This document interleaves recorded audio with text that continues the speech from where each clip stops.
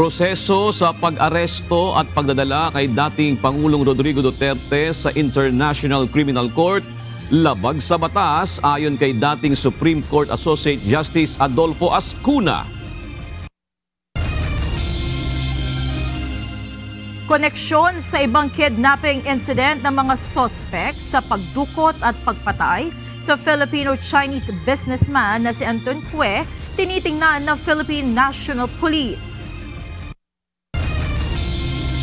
Mahigpit na implementasyon ng anti-overloading ipatutupad sa mga pantalan sa bansa ayon sa Philippine Ports Authority.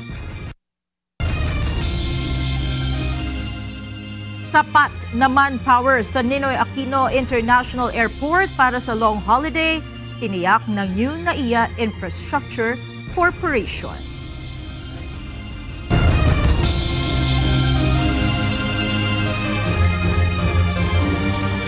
Magandang hapon, Pilipinas at sa buong mundo. Tayo po ay sabayang napapakinggan sa Radyo La Verdad 1350 ang UNTV Radio. Una sa ating mga balita. Inamin ng Administrasyong Marcos na may kaunting epekto sa ekonomiya ang ipinataw na 17% na taripa sa bansa. Kaugnay nito, tutungo sa Estados Unidos ang isang miyembro ng gabinete ni Pangulong Ferdinand Marcos Jr. upang makipagnegosasyon sa naturang ipinataw na taripa. Ito ang balita ni Nel Maribuhok. So we've reached out to the USTR and we have communicated with them our desire to engage in a meeting or dialogue with them, and they have positively responded. So I will be scheduling a trip to the United States to meet with the USTR soon. Nakipag-ugnayan na ang pamahalaang Pilipinas sa United States Trade Representative o USTR ang tanggapan na responsable sa pagpapataw ng reciprocal tariffs.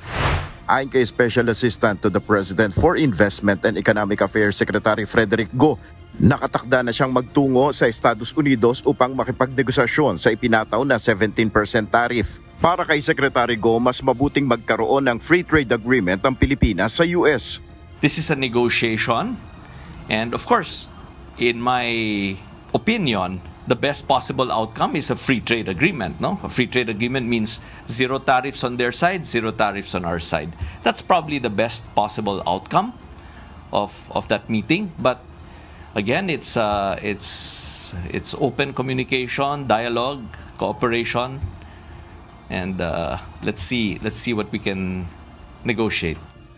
Kabilang pa sa mga gagawing aksyon ng pamahalaan upang maibsan ang posibleng epekto ng US tariff ay ang pakikipagpulong sa mga exporter.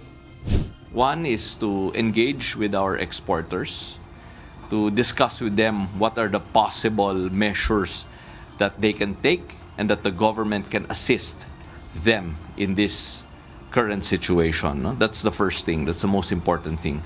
Ayon pa sa economic aid ng Pangulo, babantayan nilang mabuti kung ano ang ginagawa rin ng ibang mga kalapit na bansa at magiging reaksyon sa ipinataw na taripa ng US.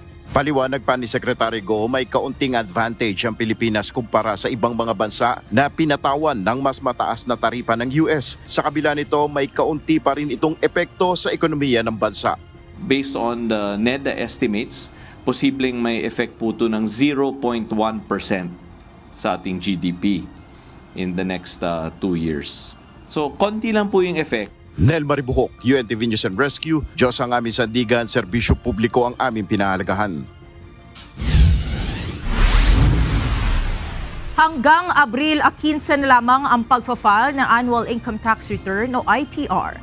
Ayon sa Bureau of Internal Revenue o BIR, mas pinadali na ngayon ang pagpoproseso ng ITR para sa ika-aalwan ng publiko.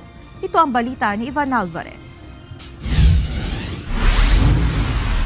Ang income tax return, ito yung ginagawa ng mga taxpayers, na dyan nakapalagay yung mga revenues nila at yung mga buwis na kinakailangan bayaran.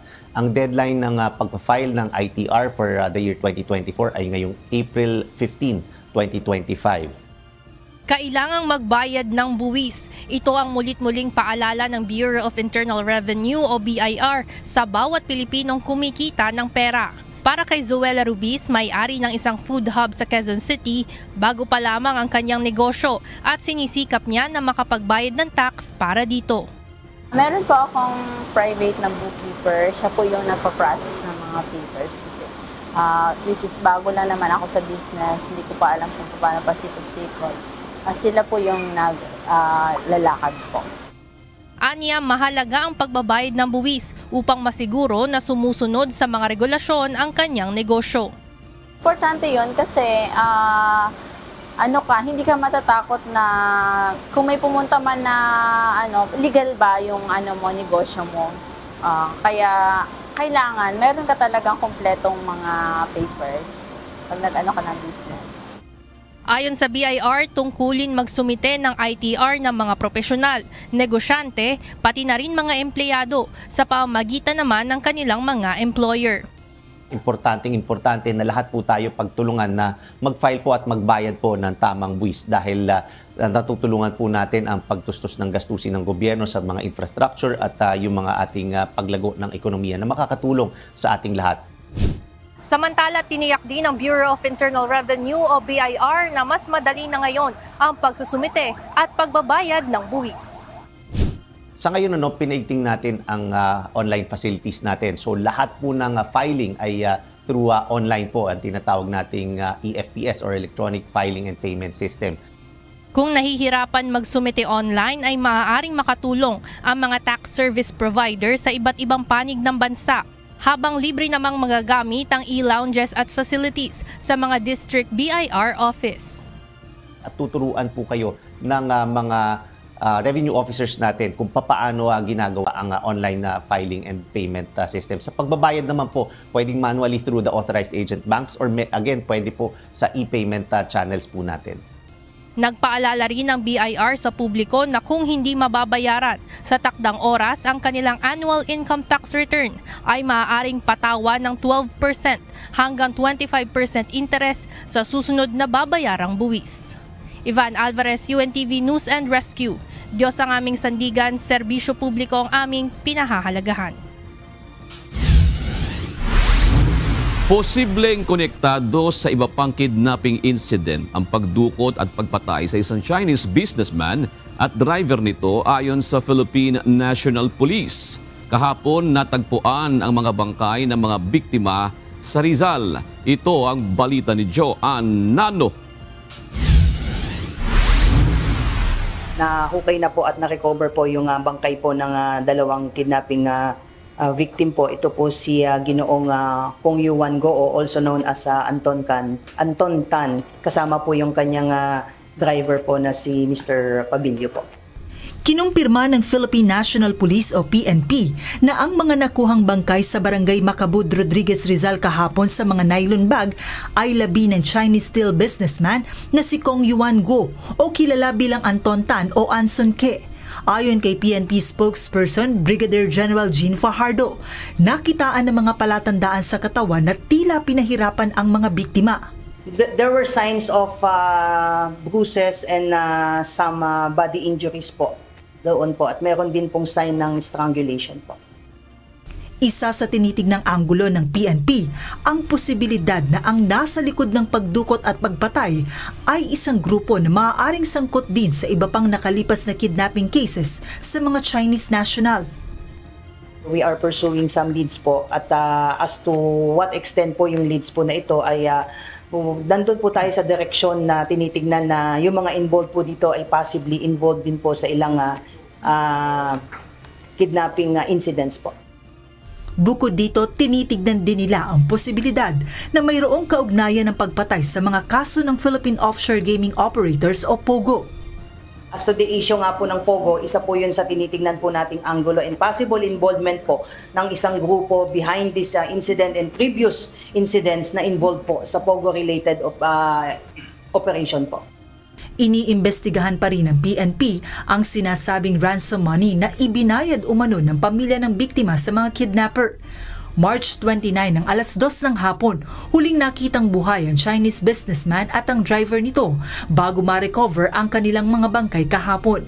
Na-recover naman ng pulisya nitong April 8 ang itim na Lexus van na huling ginamit ng biktima at ng driver.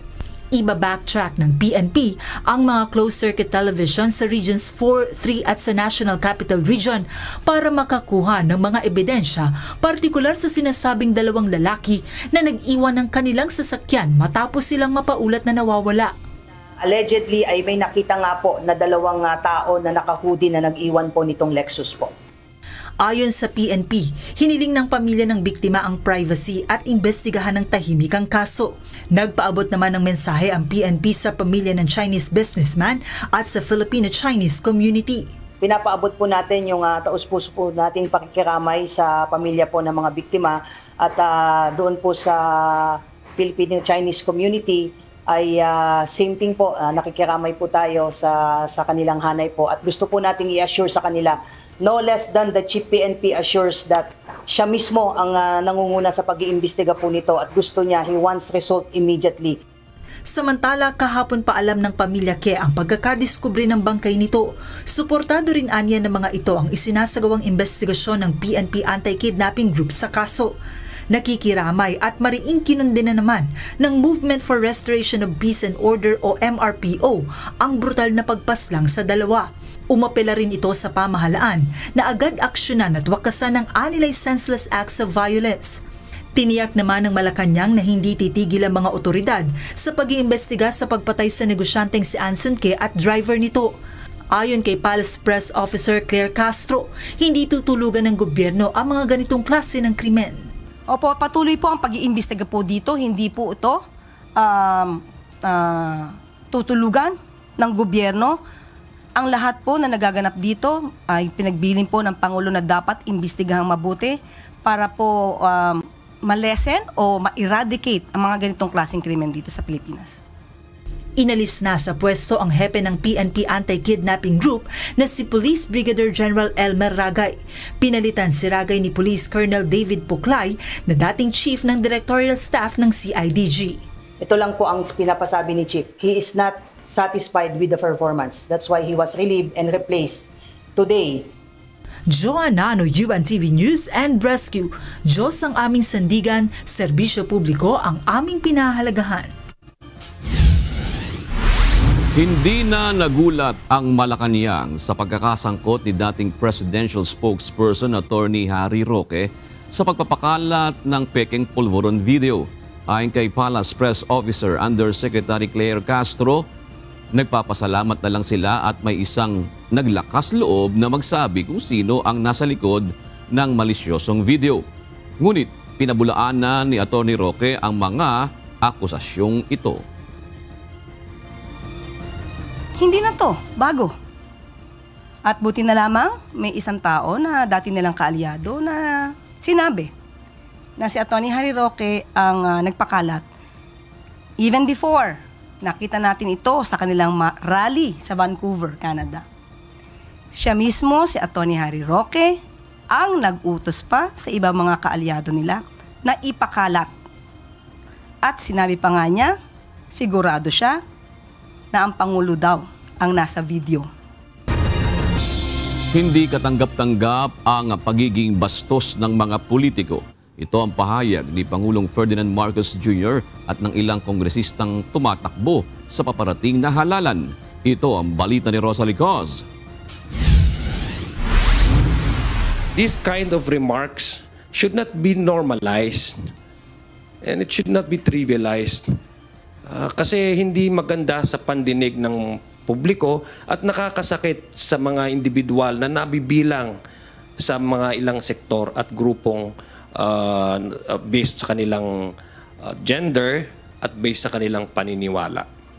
Nadaragdagan ang bilang ng mga kandidato sa 2025 midterm elections na nabibigyan ng show cause order ng Commission on Elections o COMELEC dahil sa kontrobersyal nilang pahayag laban sa kababaihan at iba pang partikular na sektor ng lipunan.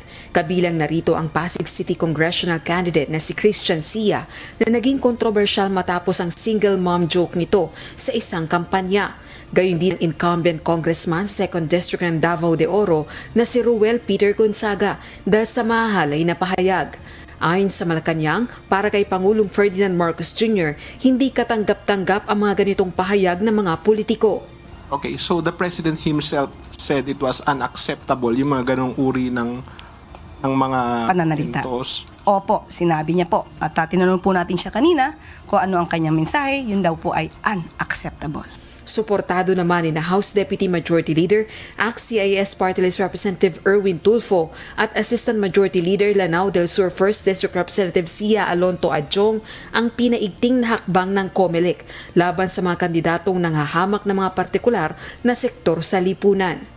Ako personally sinusuportahan ko and I would like to commend the Commission, COMELEC Commission on Elections for coming up with this bold step in disciplining, if I should say, the candidates running for this election, yung pag-adopt nila ng anti-discrimination and fair campaign resolution. Hindi maganda kung nagpapatawa sila. It's not kasi hindi lang naman puro matured ang mga nakikinig sa atin sa paligid. Kita mo naman may mga bata, di ba? Pag nakita ng mga bata, yun ba dapat ang asal ng politiko? I don't think. Kahit na biro, hindi magandang biro Dito sa Kamara, nais nang paimbestigahan kung papaano ba ipinatutupad ng mga kinauukulang ahensya ng pamahalaan ang Safe Spaces Act o kilala rin sa tawag na Bawal ang Bastos Law. Inihain na rin ng Gabriela Party List ang isang panukalang batas na naglalayong dagdagan ng grounds upang madisqualify sa local at national elections ang mga kandidato, partikular na ang mga nagbibitiw ng bastos at mapanghamak na pananalita laban sa kababaihan. Rosa Licoz, UNTV News and Rescue. Diyos ang aming sandigan, serbisyo publiko ang aming pinahahalagahan.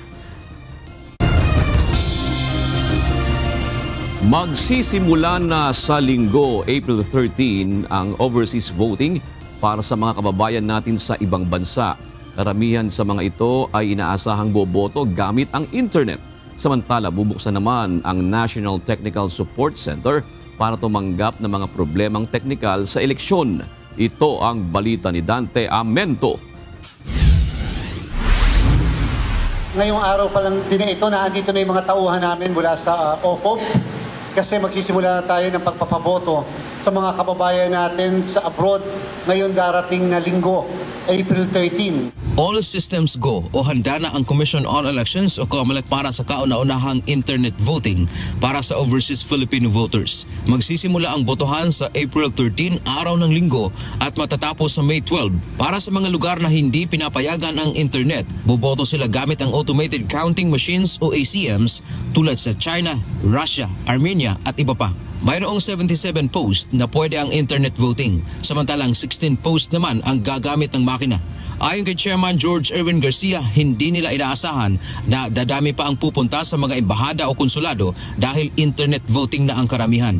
Kung gusto nilang dumalo din sa embahada, meron silang ipaprocess ng mga dokumento sa embahada, might as well doon na lang din sila bumoto sa ating mga kiosk na naandyan. Bagamat hindi natin ina-expect na ganun sila kadami ngayon. Mayroong 1.241 million na rehistradong botante abroad. 36,000 na sa mga ito ang nagpa-enroll sa internet o online voting. Tatagal ang pre-enrollment ng mga gustong bumoto online hanggang sa May 7. Handa po ang lahat ng embahada natin at konsulada sa kung sakali mang doon magboboto ang mga kababayan natin sa mga kiosk. Naandun na rin yung ating naman pong mga makina na gagamitin para sa pagboto po nila.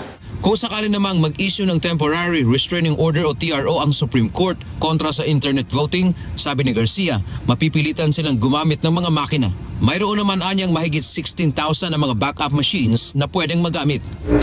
Samantala, bubuksan naman ang COMELEC ang kanilang National Technical Support Center sa PITX kaugnay ng 2025 elections. Tatanggap ito ng lahat ng report na may kinalaman sa technical tulad ng sa makina, transmission.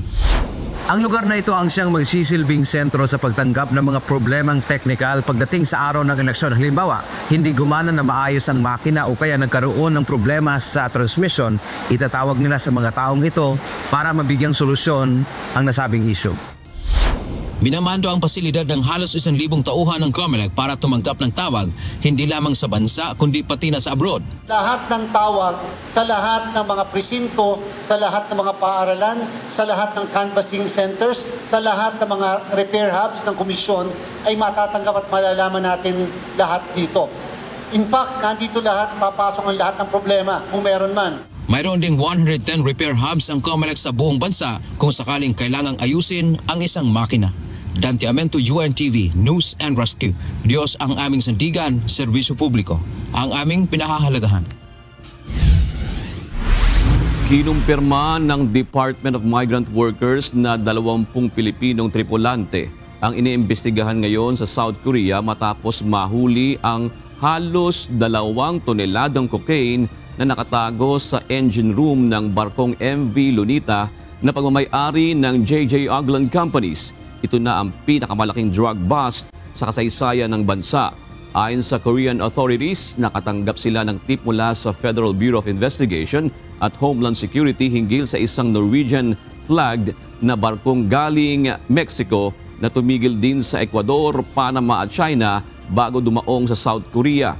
Sa ngayon, hindi pa malinaw kung paano nakapasok ang droga sa barko, ngunit nakikipagtulungan na sa investigasyon ang may-ari ng naturang shipping line.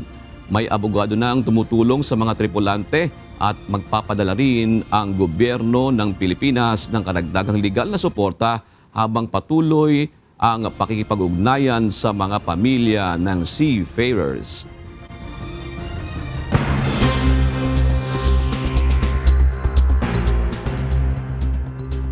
Binigyan umano ng access ng Meta ang Chinese Communist Party sa datos sa mga users, kabilang ang mga Amerikano, kapalit ng $18 billion na negosyo sa China. Ito ang isiniwalat ng dating Meta executive na si Sarah Wynne Williams sa US Senate.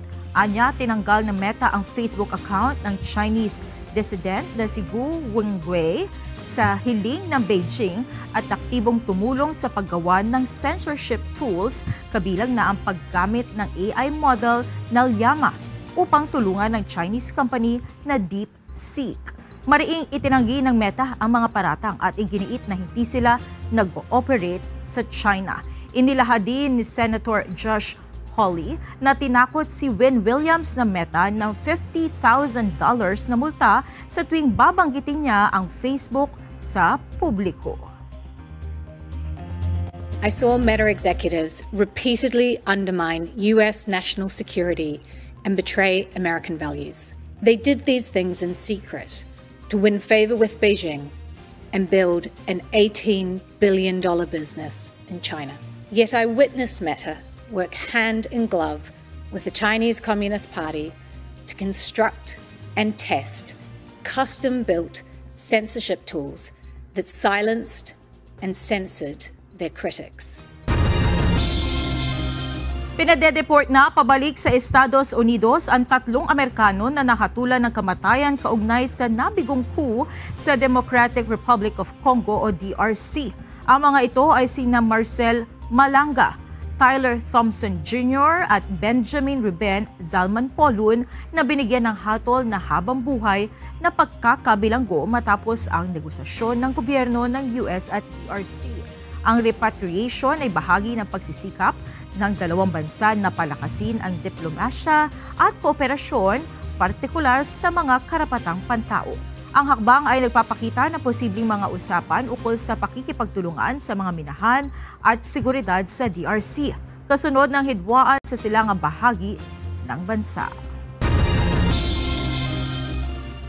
Binigyang halaga ni King Charles III ang kapayapaan sa pagitan ng United Kingdom at Italy. Ito ang binigyan diin ng hari sa kanyang makasaysayang talumpati sa Italian Parliament. Pinuri rin niya ang matibay na ugnayan ng dalawang bansa, lalo na ang sakripisyo nito noong World War II at ang kasalukuyang pagtutulungan para sa Ukraine. Tinalakay din niya ang epekto ng climate change at muling ipinahayag ang kanyang malasakit sa kalikasan. Bahagi ito ng 4 na araw na state visit kasama si Queen Camilla, kung saan dumalo rin sila sa mga aktibidad tulad ng Shakespeare performance at state banquet. Bukod sa West Valley Fault, dapat ding paghandaan ang paggalaw naman ng Manila Trench dahil posibleng ito'y magdulot ng tsunami na makakaapekto sa mga baybayin. Ito ang balita ni Leslie Widom.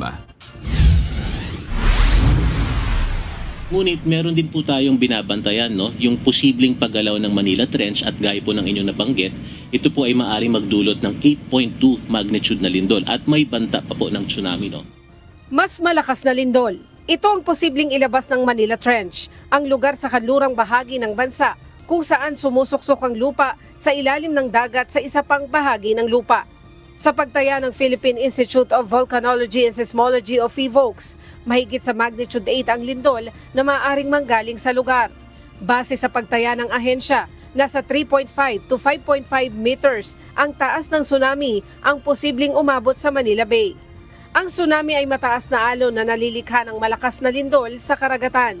Posible itong umapaw at manira ng mga estruktura sa mga nasa tabi ng dagat. Kaya naman ayon sa Office of Civil Defense, isa rin ang senaryong ito na dapat paghandaan ng gobyerno at publiko. Bukod sa Manila Trench, may iba pang trench na nakapalibot sa Pilipinas. Sa madaling salita po, marami po tayong mga trenches at mga active fault lines na minomonitor sa ating bansa. Kung kaya dapat magkaakibat po yung ating pre-disaster preparedness, pati po yung ating disaster response patungkol po sa ating paghahanda. Ang pagtama ng malakas na lindol ay hindi pa rin natutukoy kung kailan. Kaya naman dapat na magtulong-tulong ang bawat isa upang maitaas ang antas ng paghahanda. Ayon sa OCD, malaki ang papel na ginagampanan ng mga pribadong volunteer group kagaya ng UNTV News and Rescue kaugnay sa paghahanda sa malakas na lindol. Nakakatuwa po yung mga organisasyong kagaya ninyo na may ganitong skills training, no? At as an agency, you are also contributing to the survivability. Leslie Widem, UNTV News and Rescue. Diyos ang aming sandigan, serbisyo publiko ang aming pinahalagahan. Kayang i-sustain ng kasalukuyang stockpile family food packs ng Department of Social Welfare and Development ang pangangailangan ng mga residente sakaling tumagal pa ang pagbuga ng abo ng Bulkang Kanlaon. Ayon sa DSWD, mas paigtingin pa ng ahensya ang pagdaragdag nito bilang paghahanda na rin sa iba pang mga kalamidad. Ito ang balita ni Mia Alonzo. Bago pa po pumutok si Ma'am Kanlaon nung nakarang araw, meron na tayong mga nakapreposition na mga family food packs. So kung kakailanganin ng karagdagang augmentation support ng mga local government units, madali po tayong makakapagpahatid. May sapat na family food packs para sa mga taga-Kanlaon. Ito ang tiniyak ni Department of Social Welfare and Development Assistant Secretary Spokesperson Irene Dumlao, kaugnay ng humahabang pag-aalboroto ng Mount Kanlaon. Sa kasalukuyan, mayroon ng nasa higit 12,700 na apektadong pamilya sa pagputok ng Kanlaon noong Martes. Tiniyak naman ng ahensya na kaya nitong mag-sustain ng kinakailangang pagkain sakaling tumagal pa ang pag-aalboroto ng bulkan. Handa po ang DSWD na magbigay ng augmentation support sa mga local government units. Sapat po ang ating mga resources. Nakita nyo po kanina, nasa mahigit 2.7 million na yung ating national stockpiles and nagpapatuloy pa po tayo na mag-produce ng karagdagan dyan sa ating mga major hubs, particularly the National Resource Operations Center at sa Visayas Disaster Response Center. Sa kasalukuyan, mayroon ng 152,546 family food packs at 22,846 naman na mga non-food items, gaya ng mga hygiene kits, kitchen kits at family kits na naka-standby sa Negros Island region. Binigyan diin muli ng ahensya na mahigpit ang monitoring nito at safeguards, kaya walang paraan para makasingit sa mga evacuation center ang mga kumakandidato upang itamper ang mga food pack na ipamimigay. Yung pong food packs ng DSWD, naglalaman po iyan ng 6 kilograms na rice, meron po iyang 4 na delata, meron po sa 4 na delata meron kang corned beef, meron kang tuna flakes in oil, and meron din pong sardinas. Apart from that, meron din po tayong choco malt, 5 sachets po iyan, and 5 sachets din po ng kape. Samantala, ibinalita rin ni ASEC Dumlao ang pagiging handa ng ahensya hindi lamang para tumugon sa mga apektado ng pagsabog ng Kanlaon, kundi para magpaabot rin ng assistance sa mga mangangailangan bunsod ng iba pang kadahilanan. Meron po tayong mahigit 93 million pesos na standby funds. Nationwide po iyan, and ang national stockpile natin sa kasalukuyan ay nasa mahigit 2.7 million food packs. Dagdag pa ng tagapagsalita, ang 2.7 million food packs ang naitalang pinakamataas na naging stockpile nationwide. Kaya naman panawagan ng opisyal para sa mga nagnanais na makibahagi sa kanilang repacking activities ay magtungo lamang sa kanilang mga operating centers. Mia Alonso, UNTV News and Rescue. Diyos ang aming sandigan, serbisyo publiko ang aming pinahahalagahan.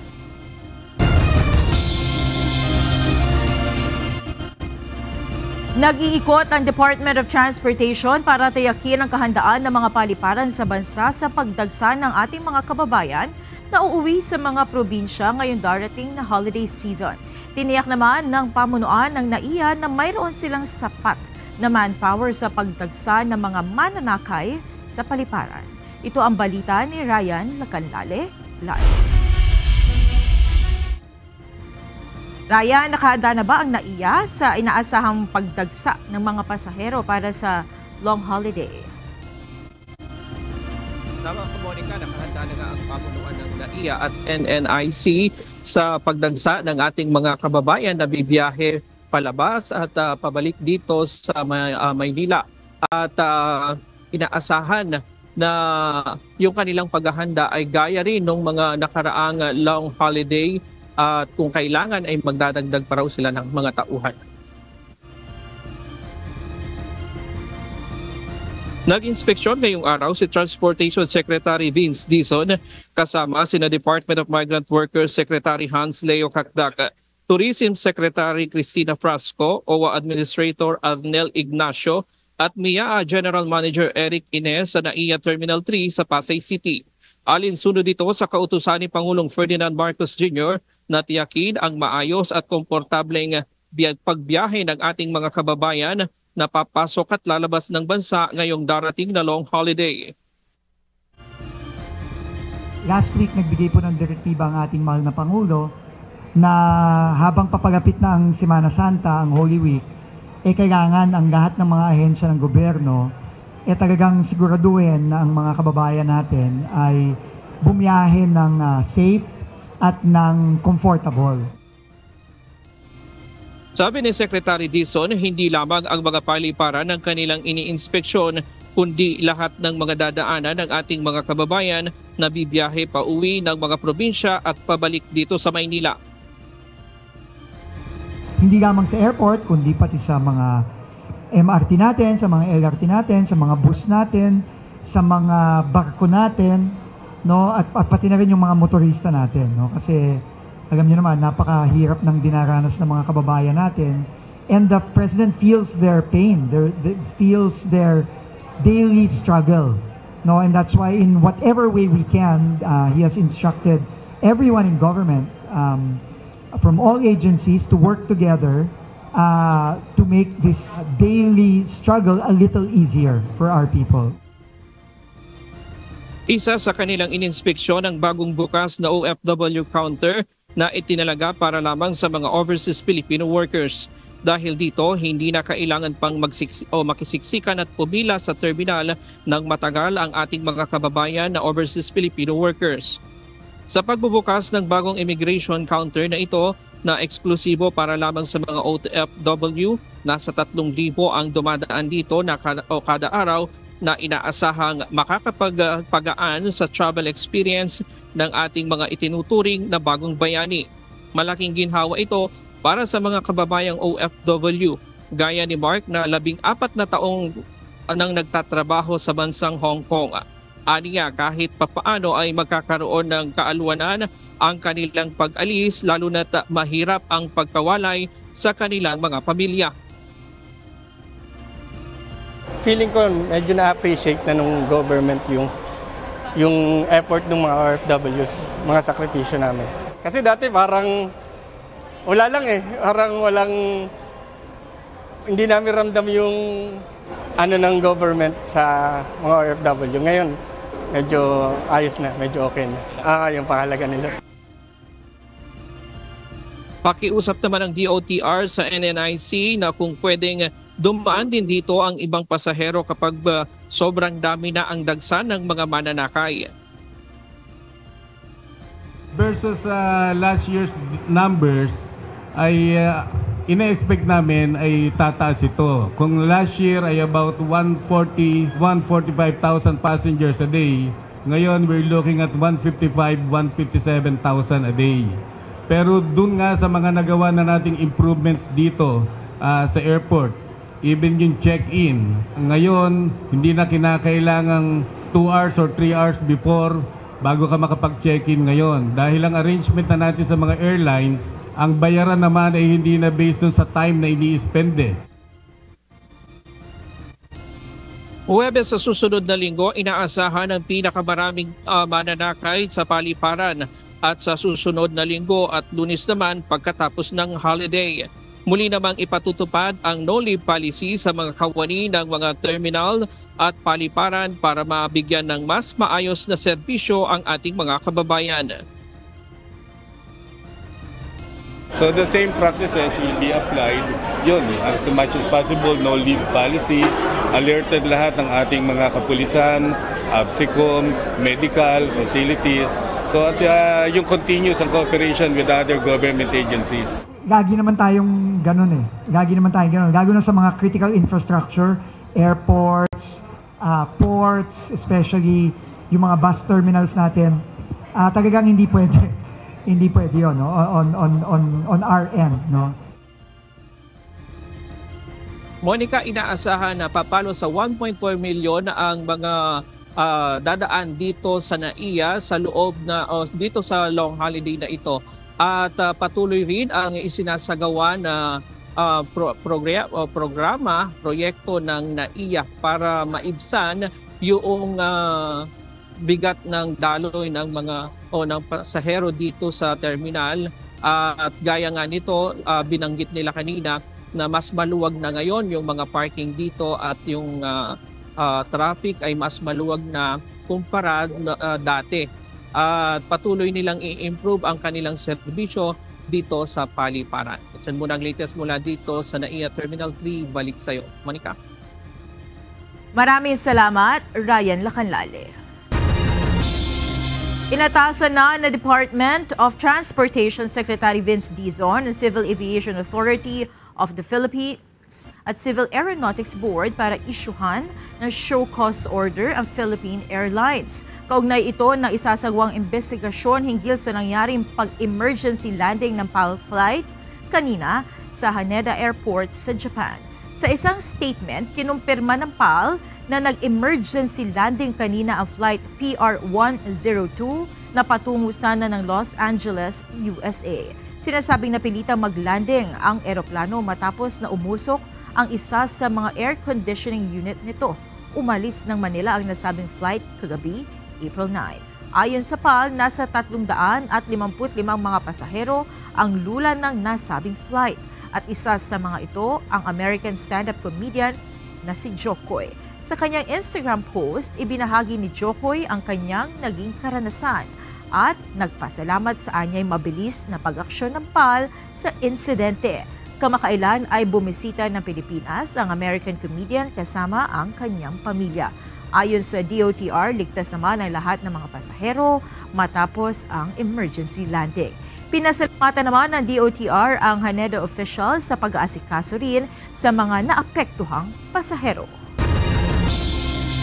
Mahigpit din ang bilin ni Department of Transportation Secretary Vince Dizon sa Philippine Coast Guard at Philippine Ports Authority na siguruhing maipatutupad ng maayos ang anti-overloading sa mga pantalan sa bansa.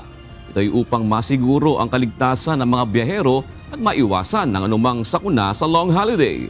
Ito ang balita ni Benedict Samson, live. Magandang gabi, Benedict. Ano bang mga hakbang ang gagawin ng PPA at PCG para matiyak na walang magiging overloading sa mga barko? Magandang gabi, June. Kanina nga ay bumisita dito si Department of Transportation Secretary Vince Dizon. At sa pagbisita nga niya, nais din nga ng kalihim na madagdagan ng Wi-Fi sa loob ng Batangas Port. Sa isinagawang inspeksyon ni DOTR Secretary Dizon, unang-una niyang ininspeksyon ang comfort room sa loob ng Batangas Port. Aniya, importante ang may maayos na palikuran, lalo may mga kababayan tayo na maagang pumupunta rito para makasakay ng barko pauwi sa kanilang probinsya. Ayon pa sa kalihim, uumpisahan na rin nila ang istriktong pagpapatupad ng anti-overloading sa lahat ng pantalan sa bansa. Noong Martes, pinirmahan niya ang isang joint memorandum circular na kung saan inatasan niya ang Philippine Coast Guard sa mahigpit na monitoring ng bilang ng mga pasahero at sasakyan na isasakay sa roll-on, roll-off o ro-ro vessel. Ang Coast Guard ang in charge dyan, no? Siya ang nag-i-ensure na nabibilang ng tama ang mga pumapasok na pasahero, pati na rin yung mga sasakyan, no? Based on weight, no? Dito sa mga ro-ro natin. And pagka nandun na sa maximum, wala na. No, kailangan stricto tayo dyan. Lagi natin ginagawa to, katulad ng dati, actual na binibilang yung pasahero, kino-cross-check natin doon sa capacity ng barko. At sinisigurado natin na kung narating na yung maximum allowable passengers, ay wala nang pwedeng sumakay. Ayon kay Pinton, kapag may lugbag dito, maaaring masuspinde, makansila ang lisensya at malaking multa ang ipataw ng Maritime Industry Authority o Marina laban sa kanila. Isa pa sa target ng DOTR ang pagkakaroon ng e-ticketing system upang maging maalwan ang pagbili ng ticket at maiwasan ang mahabang pila sa mga ticketing booth. Inaasahan naman na sa loob ng 2 o 3 buwan ay magkakaroon na ng kiosk para sa e-ticketing system. Unang-una, pagka may e-ticketing na tayo, masosolve na yan. Kasi hindi na kailangan ng fixer pagka may e-ticketing. Bibigyan na lang sila. Either may kiosk, later on, pinapagawa ko pa kay GMJ, gawin na online. No? Para nasa bahay ka pa lang, pwede ka nang bumili ng ticket. Dito sa Batangas Port ay inaasahan ang higit 20,000 na daily average sa mga pasahero simula sa Martes. Kaya naman isa rin sa nais ng DOTR Secretary ang karagdagang Wi-Fi sa loob ng Batangas Port, bagay na ikinatuwa naman ng ilang mga pasahero. Mas maganda po kasi na madagdagan din po kasi gawa ng siyempre yun sa communication po para sa halimbawa sa pamilya kung kakausapin. Malaki po kasi ako nga po wala nga po signal dito, hindi po makapag-chat sa kung nasa na po kung makapag-update. Di malaking tulong po ang Wi-Fi ko sakali pong madadagdagan. Paalala naman ng Philippine Ports Authority na kahit regular ang biyahe, ay agahan pa rin ang pagpunta sa mga pantalan. Lalong-lalo na kung wala kang ticket, dapat siguro maagang pumunta ka dito. Ang unahin mong iprioridad yung pagbili mo ng ticket, hindi dun sa biyahe. Kasi yung biyahe naman na monitor yan, regular naman ang biyahe natin. Pero ang mas importante ay makakuha ka ng ticket mo. Yun sa ngayon ay mangilan-ngilan pa lang yung mga pasahero na pumupunta dito ngayon sa Batangas Port. At inaasahan nga ng DOTR ng PPA ay sa Martes yung influx ng mga pasahero na dadagsa sa mga pantalan. At yan muna ang ating update mula rito sa Batangas Port. Balik sa Imidian News. Maraming salamat, Benedict Samson.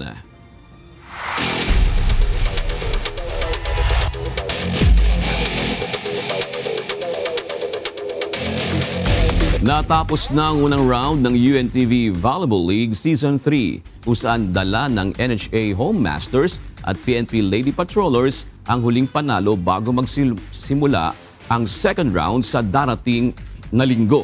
Ito ang balita ni Jed Neresina.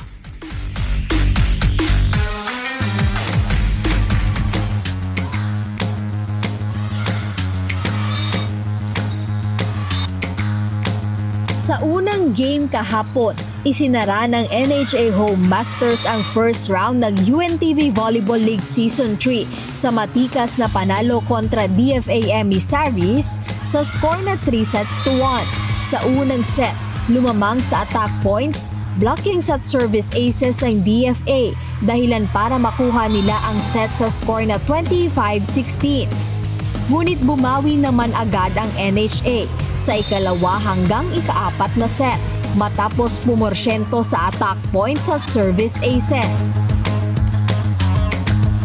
Hindi na nagpatinag ang Home Masters at sinelyuhan ang laban sa score na 21-25, 20-25 at 14-25. Maganda ang nilaro nila ngayon, tsaka maganda yung tulong na yung pag-viewing namin, panunod namin ng game ng mga bawat team para malaman nila yung laro para magamit nila. Nag-concentrate kami sa depensa. Sana makapasok kami ng semifinal kung papalarin at saka mag-improve pa talaga. Malaki pa pag-improve ang dapat namin makuha. Depensa. Ito na ang ikalawang panalo ng NHA sa season habang tuluyan nilang napigilan ng emissaries sa pag-usad sa standing. Nag-improve naman kami, awat tulong. Tapos, connection medyo okay sa amin. Saka yung teamwork medyo kulang pa pero sana sa susunod may improve pa rin namin. Target namin ngayong team ngayong season is mag-improve syempre and tumalo din ng mga team.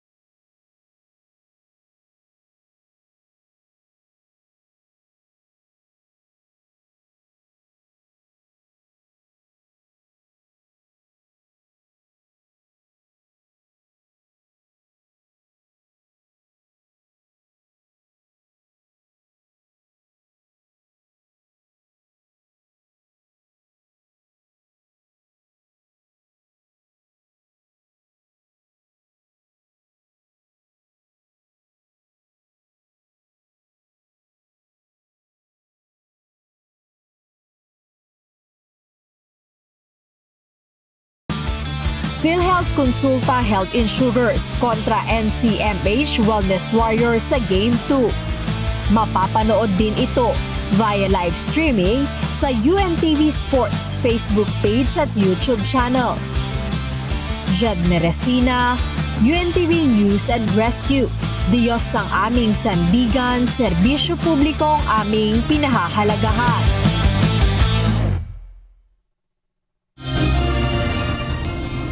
Nanindigan ang Commission on Elections na mayroon silang jurisdiksyon sa kaso ni Pasig City Congressional Candidate Attorney Christian Sia. Paliwanag ng COMELEC, nangyari o ginawa ng kandidato ang mga pahayag laban sa single mothers sa isang campaign event.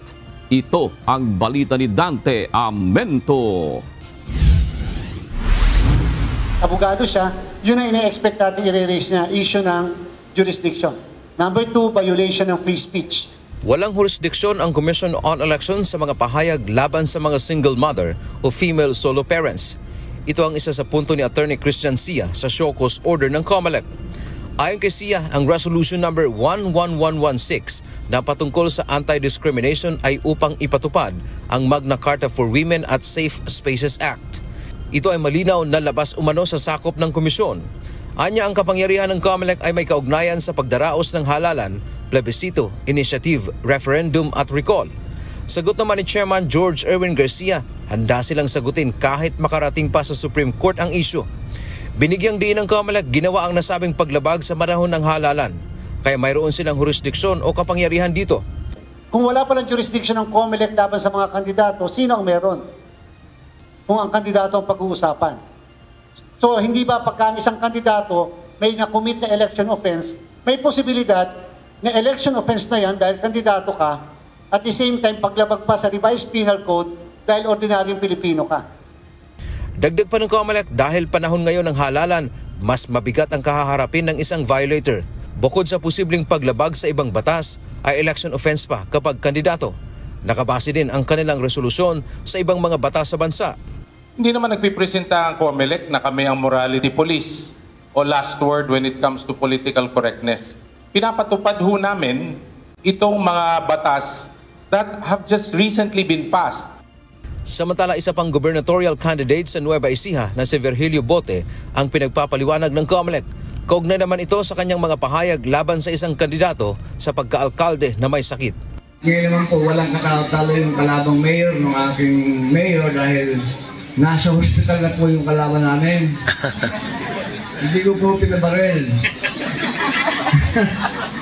May sakit po na, ano yun? Type, ano na sakit? Sa kidney. Bypass kidney, stage 5, cancer. Hindi po cancer, stage 5. Cancer na rin! Kaya hindi na po makapangampanya, kaya kami po ay nakaluwag. Tiniyak ng COMELEC hindi nila palulusutin lahat ng foul language o mga salita na hindi nararapat ngayong panahon ng halalan. Dante Amento, UNTV, News and Rescue. Diyos ang aming sandigan, serbisyo publiko ang aming pinahahalagahan.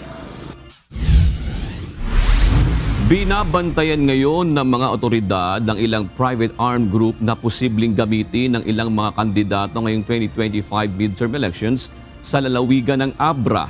Umaasa ang pamunuan ng Abra Police Provincial Office na ang naturang grupo ay hindi magagamit ng mga politiko para maghasik ng gulo ngayong darating na halalan. Ito ang balita ni Grace Dr. Lero. Doon sa validation ng ating yung tinatawag na Joint Intelligence Committee, Joint AFP and Police Intelligence Committee, meron silang, I think may tatlo yata nga, potential hindi sinasabi, potential private armed group na noon existing naman ito, sumurrender sila. Pero because of this election ay nag-emerge sila. So yun yung binabantayan natin na isa. Kinumpirma ni Provincial Director Abra Police Office ang potensyal na armed group na kanilang binabantayan sa gitna ng paghahanda sa paparating na midterm elections. Ang nasabing mga grupo ay kasalukuyang binabantayan nang hindi magamit ng mga politiko para makapangdaya, mang-abuso sa mga botante ngayong panahon ng halalan. Ang instruction ng ating Regional Director, when I was still the Regional Operations Officer, napag-usapan namin na ilagay lahat sa Abra ang regional mobile forces natin. Kaya sa ngayon, nandito sila lahat sa Abra at yun ang deploy natin sa mga barangay-barangay, sa mga iba't ibang barangay dito sa Abra, lalo na yung mga orange at yellow category. Samantala, nagpaalala rin ito sa publiko ng nationwide gun ban o pagbabawal ng pagdadala ng mga armas, bala ng baril, pampasabog o anumang nakamamatay na sandata. Ayon kay Police Colonel Froilan Lopez, bahagi ito ng paghahanda ng pulisya na maiwasan ang mga insidente ng loose firearms na kadalasan ay nagagamit partikular na sa mga lugar na may matinding political rivalries. Yung mga tao na alas 6 na nagsasara na daw sa mga bahay kasi takot sila. At nung ako'y umalik na BD, sabi ko sa mga pulis, dapat nandun tayo sa kalsada. 24 hours yan. So, palitan yan, 12-12. Sa ilalim ng COMELEC Resolution number 10466, ang mga aktibong miyembro ng pulis militar lamang na may kaukulang lisensya ang maaaring magkarga ng armas tuwing eleksyon. Pero maaari namang mag-apply para sa gun ban exemption ng ilang gaya ng mga security guard at mga bodyguard. Sa tala ng Commission on Election Cordillera, 9 na bayan na sa Abra ang nasa areas of concern. Nasa ilalim ng orange category ang mga bayan ng Bangged, Pilar at Bukay, habang nasa yellow category naman ang mga bayan ng Pidigan, Lagangilang, Dolores, Lagayan, Tayum at Tineg. Grace Dr. Lero, UNTV News and Rescue. Diyos ang aming sandigan, serbisyo publiko ang aming pinahahalagahan. Tulad ng inaasahan, dumating sa ikatlong pagdinig ng Senado sa pag-aresto kay dating Pangulong Rodrigo Duterte ang ilang opisyal ng gobyerno. Muling tinalakay ang legalidad ng arrest warrant at pagpapadala kay Duterte sa International Criminal Court. Iginiit ni Justice Secretary Crispin Remulla na isinagawa nito ang pag-surrender sa dating Pangulo alinsunod sa batas. Ngunit ayon kay former Supreme Court Associate Justice Adolfo Ascuna, may paglabag sa proseso ng pag-aresto. Ito ang balita ni Asher Cadapan Jr. live. Asher, ano ang argumento ni Secretary Remulla at former Supreme Court Justice Ascuna? Monica, itong Republic Act 9851 o ang Philippine Act on Crimes Against International Humanitarian Law, Genocide and Other Crimes Against Humanity. Ito ang batas na pinanindigan ni Justice Secretary Crispin Remulla na basihan kung bakit inaresto at isinuko ng pamahalaan sa International Criminal Court o ICC si dating Pangulong Rodrigo Duterte.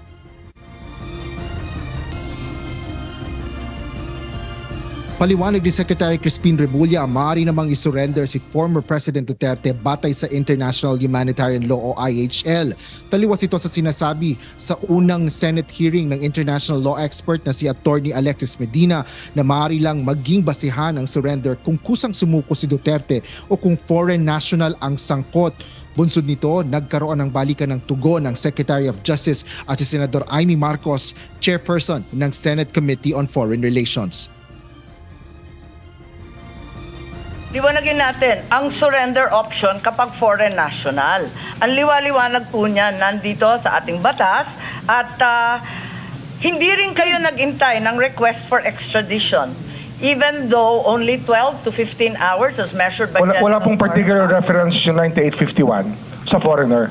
Ito po sa offender lang ho, sa accused. Yun lang po ang reference ng 9851. Makikita natin, kasi kinalkal na natin dito sa Senado, nanggaling rin sa Senado yan, na ang nakasaad sa Article 17, yung dulo, RA 9851, talagang maliwanag na surrender para sa foreign national. Naniniwala naman si dating Supreme Court Associate Justice Adolfo Ascuna na may residual obligations o may nalalabi pa ring obligasyon ng bansa matapos ang pagkalas ng Pilipinas sa ICC. Kaya dapat pa rin anyang makipagtulungan ng bansa sa warrant of arrest na inilalabas ng naturang international tribunal. Therefore, in my view, the warrant of arrest is illegal. However, I believe that the surrender is not, because the surrender must be pursuant to a treaty, and therefore our own law, Section 17 of Republic Act 9851, brought back the Statute of Rome, even after withdrawal, because it requires that a surrender must be pursuant to the applicable treaty. Dahil dito, sinabi ni Ascuna na ang aplikableng treaty o kasunduhan ay ang Statute of Rome at dapat sundin ang Article 59 ng naturang international treaty na binuo ng ICC. We have to follow Article 59 of the Statute of Rome, which requires that the custodial state, namely the Philippines, must first bring the arrested person to a local court to determine two things: whether or not the person is really the one named in the warrant. Second, whether or not the person has been informed of the charges against him or her. This was not done. Therefore, there was, in my view, a violation in the act of surrender. Monica, kinwestiyon din sa pagdinig ng Senado ang partisipasyon sa pangyayari ng Philippine Center on Transnational Crime o PCTC. Na-cite in contempt ang Special Envoy ng Office of the Special Envoy on Transnational Crime na si Marcos Lacanilao na inihain ni Senador Ronald Bato de la Rosa dahil umano sa pagsisinungaling. Ngunit ayon kay Senador de la Rosa, nagsisinungaling o hindi nagsasabi ng totoo si Lacanilaw sa ilan niyang pahayag na hindi nito alam ang ilang pangyayari. Gayong naroon siya upang aniyang mag-oversee o siyasatin kung tama ang proseso sa paglilipat kay Duterte mula sa Pilipinas hanggang sa makarating sa The Hague. Samantala, inako naman ni Secretary Remulla ang pagbibigay ng clearance para isilbi ang ICC warrant kay Duterte. Ayon kay Remulla, ang DOJ clearance ang maituturing na pinakamahalagang bahagi ng proseso sa pag-aresto sa dating Pangulo. Habang inamin naman ni Police Major General Nicolas De Los Torre III, hepe ng Criminal Investigation and Detection Group o CIDG, na hindi niya pinayagan si Vice President Sara Duterte na makita ang kanyang ama habang sila ay nasa Villamor Air Base. Dahilan ng PNP official, gabi na at halos 10 oras na ang nakalipas mula nang arestuhin ang dating Pangulo. Sa ngayon, Monica, ay patuloy pa rin ang pagdinig na ginagawa ng Committee on Foreign Relations at mahigit 5 oras na ito at mag-6 na oras na ito na tumatakbo sa ngayon. Yan ang latest dito sa Senado. Balik sa iyo, Monica. Maraming salamat, Asher Cadapan Jr.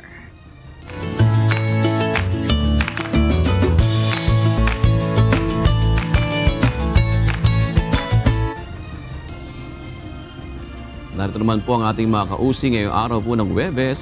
Salamat po at shoutout kina Jude Masula, Senyor M. Aris at Norma Torres. Gayon din kay Lorbito Awid, Edwina Cadono at Feli Pilagan. At mga kasangbahay, kung may mga istorya po kayong nais balikan sa Ito ang Balita, pwede niyo po itong muling mapanood sa aming mga official social media account. Magtungo lamang po sa UNTV News and Rescue YouTube channel at i-click ang subscribe button. Gayon din sa aming Facebook at TikTok accounts. Mapapanood nyo rin po rito ang iba pang news programs ng UNTV, pati na ang iba pang video ng nag-iisang public service channel. Kaya subscribe, like, and share.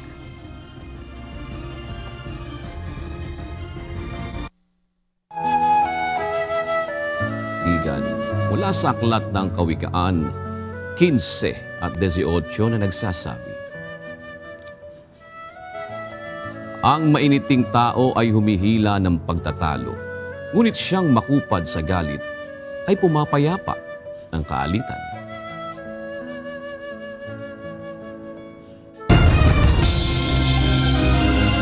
At yan ang naging kabuuan ng ating balitaan ngayong gabi. Aming inilahad ng buong katapatan kung paano namin nasaksihan. Po'y makapagtitiwala na ang aming nakita at narinig, ang aming ibinabalita.